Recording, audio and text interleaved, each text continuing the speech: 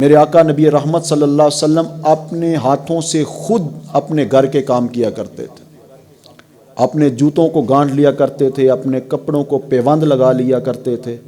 نبی کریم صلی اللہ علیہ وآلہ وسلم بکری کا دودھ دو لیا کرتے تھے، حضور خود کام کر لیا کرتے تھے۔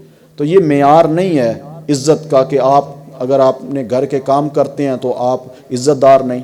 حضرت عمر بن عبد العزیز رحمت اللہ تعالی علیہ تشریف فرما تھے، آپ کو ایک ملنے والا مہمان آیا، وہ بھی آپ کے پاس بیٹھ گیا۔ رات بیت رہی تھی، غلام کو نیند آئی، وہ بھی سو گیا۔ باتیں کرتے کرتے کرتے کرتے پچھلا پہر ہو گیا۔ جب پچھلا پہر ہوا تو جو دیے میں تیل تھا وہ کم تھا، وہ دیا بجھ گیا۔ حضرت عمر بن عبد العزیز اٹھے، اس دیے میں تیل ڈالا اور اس دیے کو دوبارہ روشن کر دیا۔ وہ جو مہمان بیٹھا تھا کہنے لگا، حضرت آپ غلام کو اٹھاتے، دیے میں تیل ڈال دیتا، دیے کو جلا دیتا۔